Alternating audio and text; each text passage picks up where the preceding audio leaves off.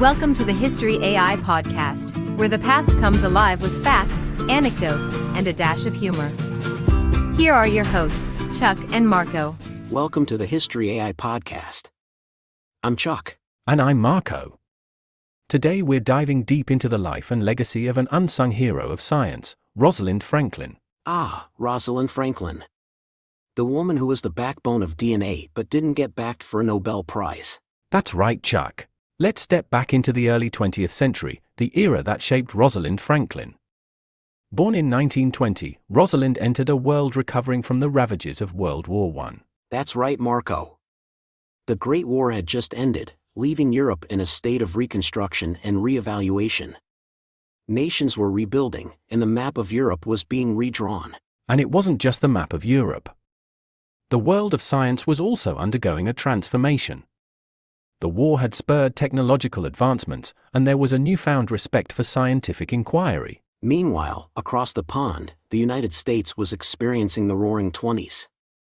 Jazz was the new rage, prohibition was in full swing, and the economy was booming, until it wasn't. Remember, the Great Depression was just around the corner. Back in Britain, where Rosalind was born, the suffrage movement had recently achieved a significant victory. In 1918, women over 30 who met minimum property qualifications were granted the right to vote. This was a major step forward for women's rights, a context that surely influenced Rosalind's upbringing. Absolutely, Marco. In fact, Rosalind was born into a family that valued education and social activism. Her father, Ellis Franklin, was a merchant banker with a deep interest in science and education, and her mother, Muriel Whaley Franklin, was involved in social welfare programs.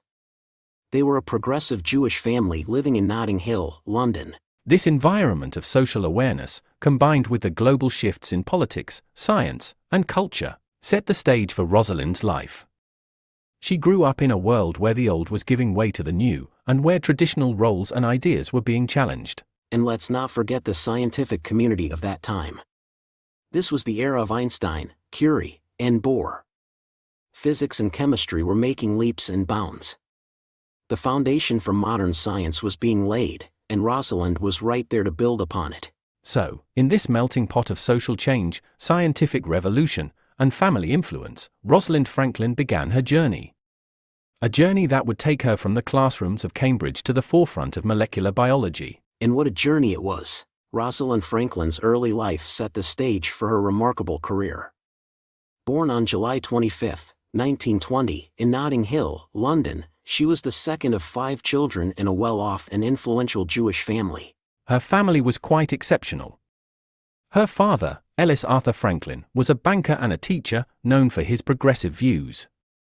He was a key figure in the Working Men's College in London, promoting education for all. And her mother, Muriel Whaley Franklin, was a socially conscious individual, deeply involved in welfare work. She was a driving force in various social programs, focusing on helping the underprivileged. With such parents, it's no surprise that Rosalind and her siblings were brought up in an environment that valued education, social justice, and intellectual curiosity. Absolutely. They lived in a household that was both intellectually stimulating and socially aware. Dinner conversations likely ranged from the latest scientific discoveries to the pressing social issues of the day. Rosalind's early education was at the St. Paul's Girls' School in London, a prestigious institution known for its academic rigor. It was here that her interest in science, particularly chemistry, began to take root. It's worth noting that St. Paul's was one of the few girls' schools at the time that taught physics and chemistry. Rosalind thrived in this environment, showing an early aptitude for these subjects. Her family also fostered her interest in science. Her father, in particular, was keen on educating his daughters as well as his sons, a progressive stance for that time. Rosalind's aunt, Helen Bentwich, was another influential figure in her life. Helen was a barrister and a feminist, known for her work in education reform. She likely had a hand in shaping Rosalind's views on women's rights and her academic pursuits. Beyond academics, Rosalind also developed a love for hiking and outdoor adventures, often exploring the countryside with her family.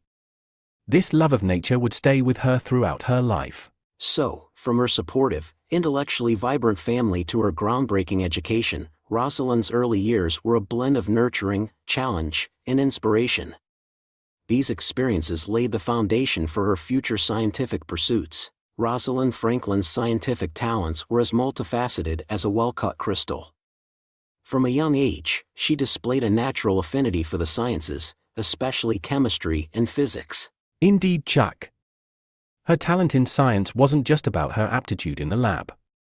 It was her unique approach to problem solving, her meticulous attention to detail, and her unwavering determination that set her apart. That's right, Marco. Rosalind was known for her precision.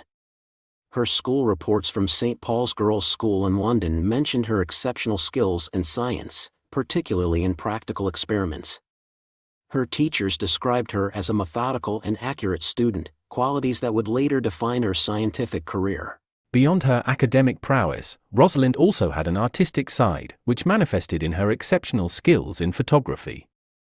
This talent would later play a crucial role in her scientific work, particularly in her X-ray diffraction studies. Her love for nature and outdoor activities also contributed to her scientific temperament. Hiking and exploring the natural world helped her develop an observational skill set and a deep appreciation for the intricate patterns found in nature. Rosalind's intellectual curiosity was nurtured in her family environment, which encouraged open discussions on a wide range of topics, including science and social issues. This upbringing honed her critical thinking skills and her ability to view problems from multiple perspectives. It wasn't just her mind that was being prepared for a life in science, her character was also being shaped. Rosalind was known for her resilience and perseverance, qualities that were essential for a woman in the male-dominated field of science at that time. Her talent for science was also reflected in her passion for learning. She was fluent in French and German, languages that were crucial for a scientist of that era, as many scientific papers were published in these languages. To sum up, Rosalind Franklin's scientific talents were a blend of natural ability, nurtured curiosity, methodical precision, and a resilient character. It's these qualities that propelled her into the forefront of scientific research, and they were instrumental in her groundbreaking work. Rosalind Franklin's educational journey was as groundbreaking as her later scientific work. After her exemplary schooling at St. Paul's Girls' School, she advanced to one of the world's most prestigious universities. That's right, Chuck. In 1938, Rosalind enrolled at Newnham College, Cambridge, to study natural sciences, with a focus on chemistry. At Cambridge, she was exposed to some of the most brilliant minds in science, an experience that profoundly shaped her scientific approach. And it wasn't just the academic environment. At Cambridge, Rosalind was part of a community that was pushing the boundaries of what women could achieve in science. Remember, this was a time when women were still fighting for their place in the scientific community. Absolutely. Her time at Cambridge was marked by intense study and research. She graduated in 1941 with second-class honors, a result that didn't fully reflect her abilities or efforts. This was partly due to the war and the disruptions it caused in the academic environment. Speaking of the war, it had a significant impact on her early career. Rosalind's first job was at the British Coal Utilisation Research Association, where she conducted research on the porosity of coal. This work was crucial for maximizing the efficiency of coal use, a vital concern during wartime Britain. Her research on coal not only contributed to the war effort but also led to her doctorate. Her thesis, The Physical Chemistry of Solid Organic Colloids with Special Reference to Coal and Related Materials, earned her a PhD from Cambridge in 1945. After the war, Rosalind moved to Paris, a city that would become crucial in her development as a scientist. It was there that she joined the Laboratoire Central de Services Chimiques de l'État, where she worked with Jacques Mering. In Paris, Rosalind honed her skills in X-ray crystallography, a technique that would later catapult her into the limelight of molecular biology. Working with Mering, she became adept at using X-ray diffraction to understand the molecular structures of various substances. Her time in Paris was a period of significant growth and independence. Rosalind embraced the city's intellectual and cultural life, furthering her personal and professional development. She became fluent in French, both in language and in scientific thought. Rosalind's early career, marked by her education at Cambridge and her work in Paris, laid the foundation for her later achievements. It was a blend of rigorous academic training, practical wartime research, and the refinement of her skills in X-ray crystallography. Rosalind Franklin's contributions to science were groundbreaking and wide-ranging. After her stint in Paris, she returned to London in 1951, where she joined King's College. It was here that she made her most famous discovery. That's right, Marco. At King's College, Rosalind worked on the DNA project. She applied her expertise in X-ray crystallography to DNA fibers, producing clear, detailed images. And one of these images, famously known as Photo 51, taken in 1952, was pivotal. It revealed the helical structure of DNA. This was a monumental discovery, revealing the fundamental building block of life. But her contributions didn't stop there. Rosalind's detailed analysis of the DNA images, alongside her meticulous research notes, were critical in deciphering the DNA structure. It's often overlooked that her notes provided the crucial piece of evidence needed to confirm the double helix model. Absolutely, Chuck. And let's not forget her contribution to understanding the A and B forms of DNA. Rosalind was the first to point out that DNA could exist in two different forms, depending on its relative humidity. This observation was key to understanding how DNA could store genetic information. Beyond DNA, Rosalind made significant strides in the study of viruses. In 1953, she moved to Birkbeck College, where she shifted her focus to the structure of viruses, particularly the tobacco mosaic virus. Her work on viruses was as groundbreaking as her DNA research. Rosalind used X-ray diffraction to create detailed models of the virus's structure. This was one of the first instances where the structure of a virus was elucidated at such a detailed level. Her research laid the foundation for modern virology. Understanding the structure of viruses has been crucial in the development of vaccines and treatments for viral diseases. Rosalind's scientific approach was also noteworthy. She was known for her rigorous methodology, her insistence on empirical evidence, and her skepticism of speculative models. This approach, while it sometimes put her at odds with other scientists, ensured the accuracy and reliability of her work. Rosalind's contributions extend far beyond her untimely death in 1958. Her discoveries in DNA and virus structures have had a lasting impact on biology and medicine. Indeed, Chuck. Her work is a testament to the power of scientific inquiry, the importance of detailed observation, and the profound impact one individual's research can have on our understanding of the natural world. Sadly, Rosalind's story isn't just a tale of triumph. She faced prejudice, her work was overshadowed, and her health deteriorated due to exposure to X-ray radiation. She passed away at the young age of 37, but not before leaving a legacy that would inspire generations. A legacy that continues to shape science today.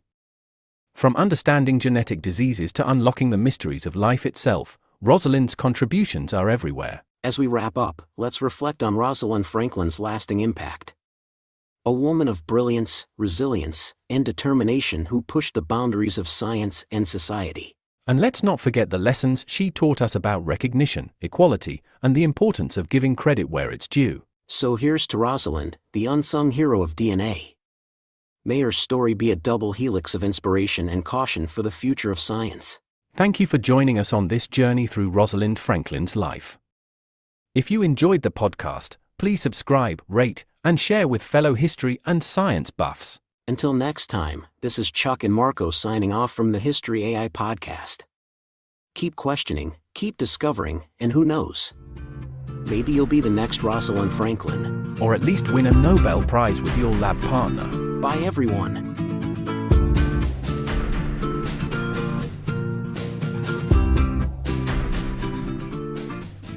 Step into the thrilling world of sports betting with The Starting Line, an introduction to sports betting. Whether you're a beginner or simply curious, this comprehensive guide takes you from the basics to the advanced. Learn to decode odds, develop winning strategies, and bet responsibly. Get your copy now and transform every game into an adventure.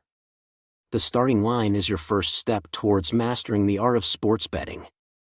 Available on Amazon.